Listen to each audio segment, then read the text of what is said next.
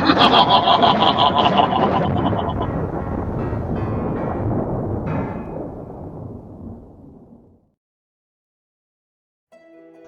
there, scary story fanatics! Welcome back to Cleaving Thought from Bone with your host, Sociopathic. Tonight's fluid tale may leave you feeling like your glass is half empty. So, turn down your lights, get comfy, eat plenty of salty popcorn, and don't forget your beverage. I call tonight's ice-cold tale Sweet Tea.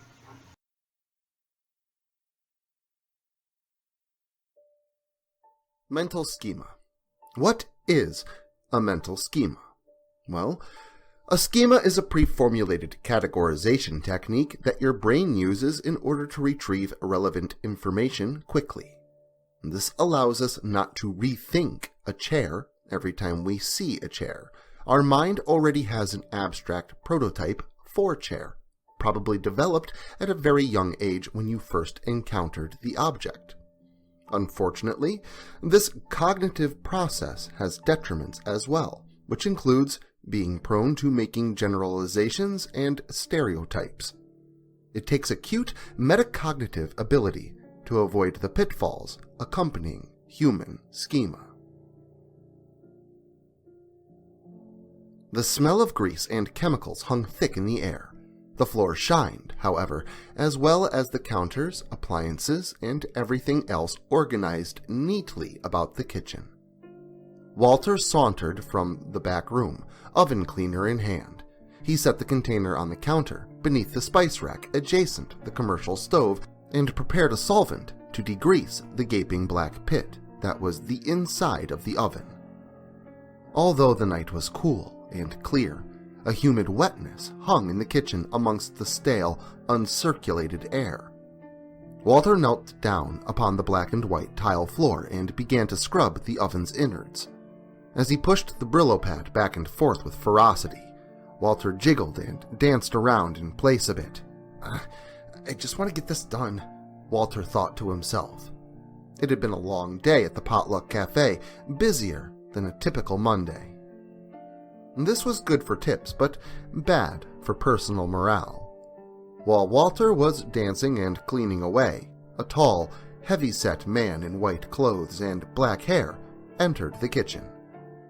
The man eyed Walter for a moment, watching him vibrate and polish, before bearing a grin and asking, "Hey Walt, got ants in your pants?" The sudden voice surprised Walter so much that he slammed the back of his skull into the top of the inside of the stove as he tried to quickly turn around and lay eyes on the man whom was speaking to him. "Ow! Man, what a night!" Walter started while rubbing the back of his head. "Are you okay? Didn't mean to startle you," the man said. Walter turned around to see the night boss, Larry, gazing at him with slight concern. "It's cool, and no, I just gotta take a whiz," Walter said grumpily. "Listen, go to the bathroom and take off for the night. It's been a busy day and you look like hell. I'll finish up here," Larry said to Walter, hoping to ease his weary soul. Walter thanked his boss before laying the solvent and rag next to the stove. The two took an extra minute to shoot the breeze before Walter exited to his car and Larry resumed work on the oven. It wouldn't be long before Larry finished cleaning, locked up for the night, and headed home himself. Jack woke to his alarm that reminded him of a fire alert blaring from within a burning building. As he rose from slumber, he noticed the time on the clock and realized that he must have hit the snooze button a few too many times. 7:27. Fuck! How am I supposed to make it by 8? It was Jack's first day at the cafe, and he was sure his employment would be cut absurdly short if he were to be late on his first day. Jack decided to skip his shower and went straight to digging for the uniform that he had acquired 2 days prior. Finally, with much determination, he located it within the back of the bedroom closet of his single-bedroom apartment. Shuffling the clothes over his nearly naked body and grabbing a few things to be placed into his pockets, Jack nearly made it out the front door before he noticed the tags were still hanging from his shirt and pants. He paused a moment and sighed before walking to the kitchen, locating a knife and releasing the bonds holding the tags to his new attire. Finally, deciding that he was ready, Jack headed out the door and walked to the nearest bus stop. As time ticked by, Jack kept a close eye on his watch. He felt a strong release of early morning stress when he saw that the 55 was arriving a few minutes early. Jack waited in the line for his turn to board the giant blue vehicle, dug exactly $1.25 in change from his front right pocket, and placed it into a machine at the front of the bus, next to the driver. As he was able to locate an undesirable spot next to a stinky fat man, as this was the only choice left to take, and awaited nervously to arrive at the Potluck Cafe to begin his very first day of work at the establishment. After everyone had boarded and he had closed the doors at the front of the bus driver hit the gas pedal and pulled from the stop. Jack peered out the window past the fat man's large bulbous head, trying desperately to stay undetected and avoid eye contact. Due to his fascination with the objects speeding by outside and his newfound pastime of avoiding conversation with the foul-smelling individual, before he knew it, the bus was slowing to a stop about a block east of the cafe's location. The streets seemed slow for a Tuesday. This was a promising sign for Jack, as he was hoping his first day wouldn't be too busy. As Jack approached the white and green building, his anticipations regarding the busyness of the coffee shop were met positively, at least for the time being, as only 4 cars sat in the average-sized lot on the eastern side of the building. He approached the wooden double doors atop the steps leading inside, and with a pull, he proceeded to cease his reign of unemployment and obtain a new label of waiter. He hadn't taken more than 2 steps before a tall, thin man with blonde hair motioned him into the back. He remembered thinking that the guy looked a little bit like Chef Ramsay from Kitchen Nightmares. The man introduced himself as Alex and asked Jack about his commute. The man seemed pleasant enough. As Jack was getting to the part about his awful bus ride, Alex and Jack walked through the sitting area and moved into and through the kitchen, with Alex explaining and pointing out everything significant related to Jack's duties. Alex started with Jack helping him prepare for the day by putting on a pot of coffee. As he did, he told Jack to brace himself for the day. Tuesdays are typically really busy.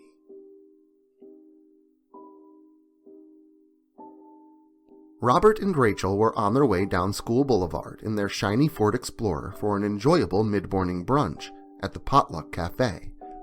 It was 10:16 a.m., and they knew the little shop would be booming with business by now. However, this did not matter. This was, for them, a weekly routine that each looked forward to.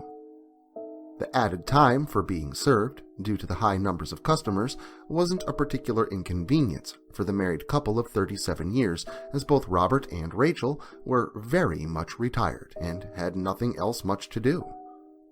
They arrived at the coffee house at exactly 10:22, and, as had been expected, the parking lot was nearly jammed full, with only 2 vacant spaces for which Robert to park his SUV. He chose the space near the dumpster. After the husband had placed the vehicle into park and turned the key to the off position, he grabbed the keys from the ignition, opened the driver's side door, and proceeded around to the other side of the Explorer so as to open his wife's door for her. The couple then proceeded around the corner and up the steps to be greeted by a set of wooden double doors. After Robert opened the door for Rachel and let her pass, the couple stepped inside. "Jack, go wait on tables 3 and 7, and table 4 needs a large mocha," Alex said calmly to his new employee from beside the greeter's podium.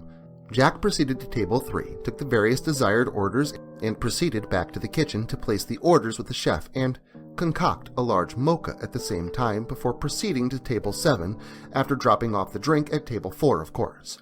Jack was greeted by an older couple, looking as if they were in their late 50s or early 60s. The lady ordered a simple summer salad and an iced tea, and the man ordered 3 eggs, a side of bacon, and a cup of orange juice.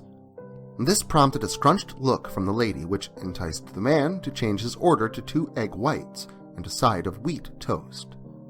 After the lady had changed her demeanor to the former and thanked Jack for his service, Jack sauntered towards the kitchen to deliver the meal orders when Alex walked over to him and told him Table 4 would like a new mocha and Table 3 would like to know where their order is.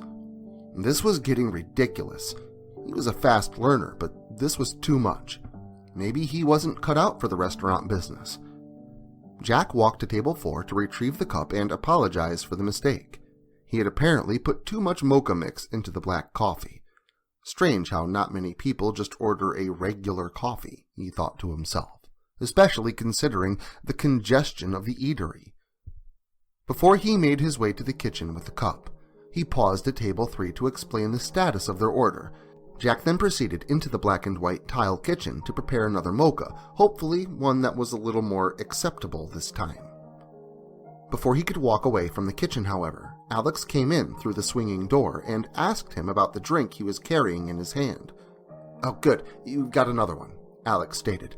"There's a party of 4 at Table 10 who's been waiting for their drink order for about 10 minutes now, and the people at Table 7 look pretty thirsty as well," Alex proclaimed sternly, implying inquisition of the status of Table 7's order. "Sure, no thing, boss," Jack said to Alex, remembering to himself that he had forgotten to place Table 7's order. As Alex walked back out through the brown swinging door, Jack quickly fumbled for the order receipt in his pocket. A cup of OJ and a glass of iced tea.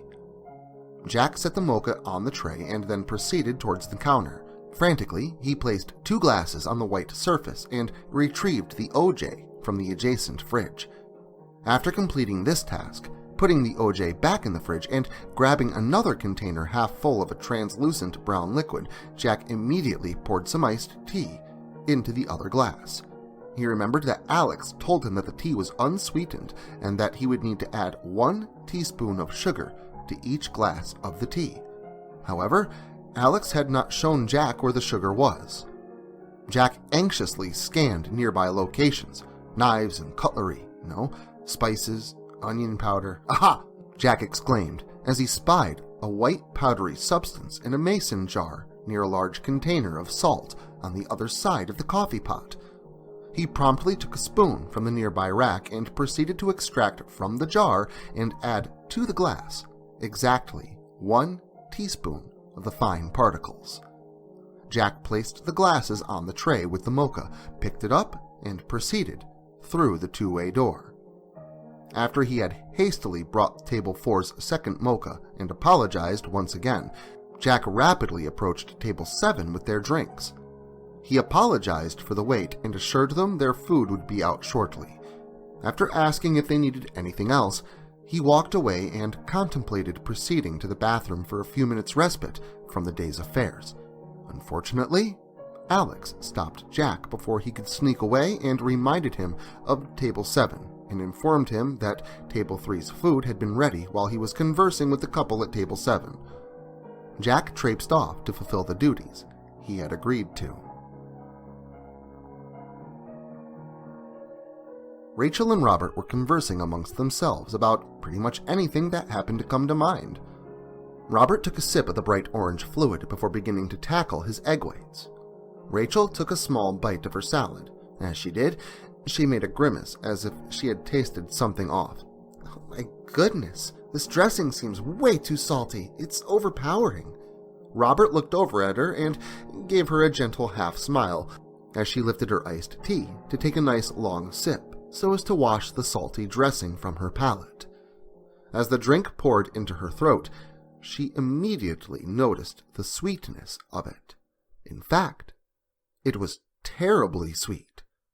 She set the glass down and noticed the sweetness had grown even stronger, even without the presence of the drink in her mouth. Instantly after, the sweet turned into a heat, and the heat began to grow and replace any trace of sweetness still remaining. The burning grew hotter and began to become painful. She grasped at her neck and resumed her earlier grimace. Robert had been watching her and jokingly asked, "What's wrong? Tea too salty too?" He snickered. She looked at him with a seriousness that he had not seen in years. "No, I think I just drank acid," she choked out, as her voice became raspier with each syllable. Robert's face grew grim with concern as his wife began to choke and seemed to be fighting for air. As she tried to stand, so did he. She fell to the floor. Robert rushed to his wife. "Honey, are you okay?" he desperately asked, but got no response. All his wife seemed to be able to do was grunt in pain and clutch at her face and neck. Fear seemed to have paralyzed Robert, and it was only when a pink, foaming substance began to arise from Rachel's lips that Robert found his voice to shout for help. Alex and Jack rushed to the scene, but as they approached, they bore witness to the horror that unfolded before their eyes. Rachel was still on her back with Robert panicking over her. The pink bubbles erupting from her mouth spurted out in spatters each time she attempted to cough, which was happening quite frequently, as she opened her mouth to either gasp for air or attempt to scream or cry. The skin at the corners of her mouth seemed to be tearing.